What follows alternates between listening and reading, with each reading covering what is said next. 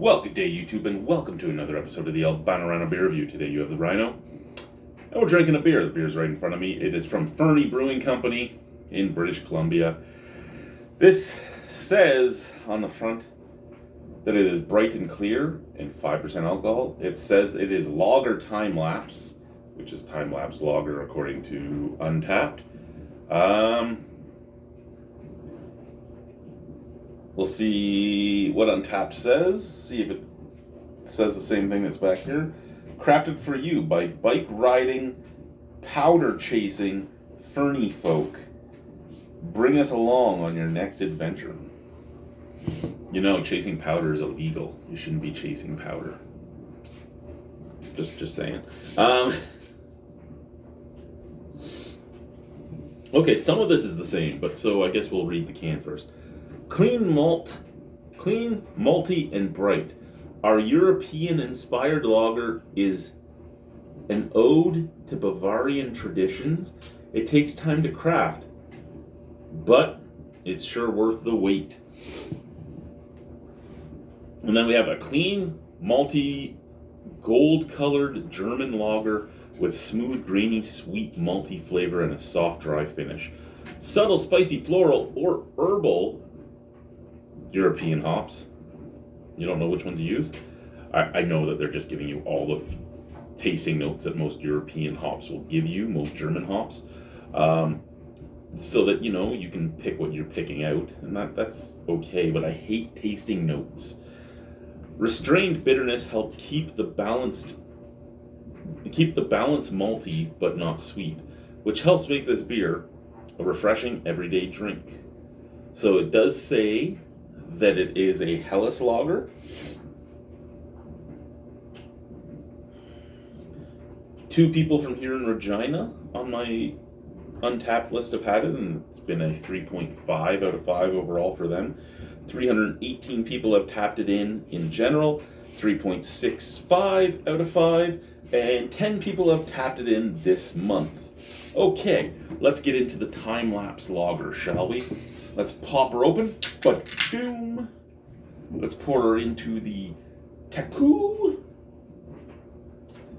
I know it's not really, I guess, a full-on proper Taku, but hey. It's from Amazon. I'm okay with it. There we go. Fernie Time Lapse. Tiniest bit of haze to that.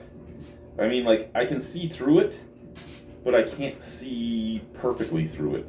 Like, I can see the camera and the light ring behind the camera, but I can't make everything out. Like, some beers, I can see everything on the camera, not just see the camera. And when I say camera, it's an old Samsung A51 that's being used back there. Nice snap, crackle, pop. Nice, again, straw color, gold color, bright white head. Again, a little bit of cloudiness to it. Scent, we'll do the can first. Oh, that's malty, subtle yet sweet. I get a spiciness and herbalness, and or a no.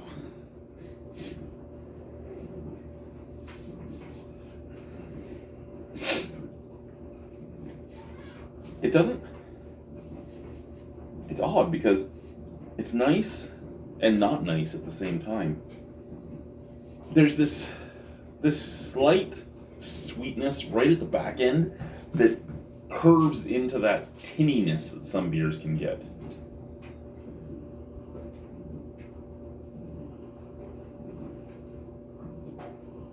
So we get straw,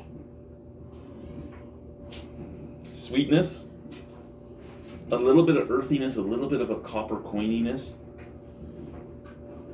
It doesn't have that tinny smell out of the glass. Okay, let's try it. Cheers.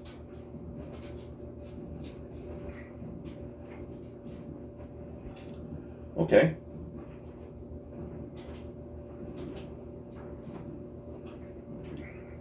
Now, there's two Chris's that we've used by name on this channel. And if I was being asked if this was for the crisp, that looks for the crisp, clean taste of a lager from a craft brewery. We're getting close. We're getting close to what he looks for. So if you're the type of guy that's just looking for that old European Pilsner taste, very close.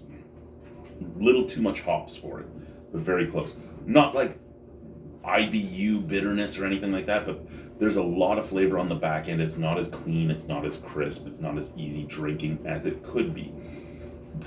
Excuse me. Still fairly subtle.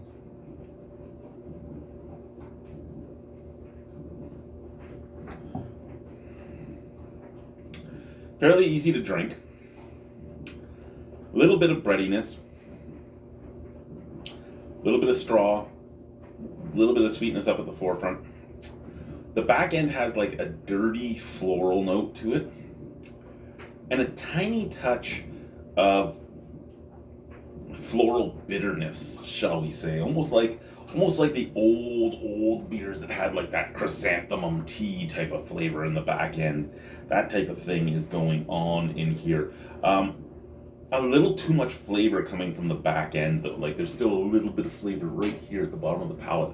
This isn't as clean, it isn't as easy drinking as it should be, but it's still a good beer. Like, don't get me wrong, I'm not saying, oh my god, that's just gross or anything like that. It's just, if you're going to put it into a competition against other Helles lagers, it's not as European flavored as it probably should be. It's a little more of that,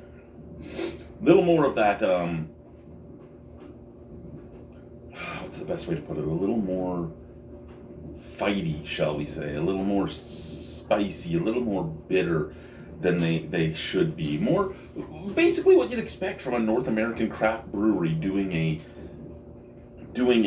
timeless style. So they're not time-lapsing into the timeless style. They're still keeping it modern and keeping it fresh and keeping it kind of what you'd expect, again, from a craft brewery in North America doing this, which is a little underwhelming because there are some craft breweries that actually go out of their way to make a Helles so they can bring in the people that are just looking for a little more flavor or looking to just expand out into craft or looking to support local, which they haven't been able to do because the beers they really like are giant brewers. So I'm a little disappointed, but it's not a bad beer.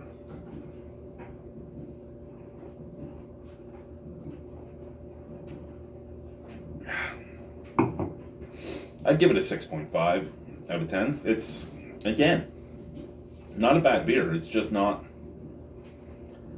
it's not what I was hoping to get out of it. Anyway, guys, thank you. Time Lapse Lager from Fernie. Bye, guys.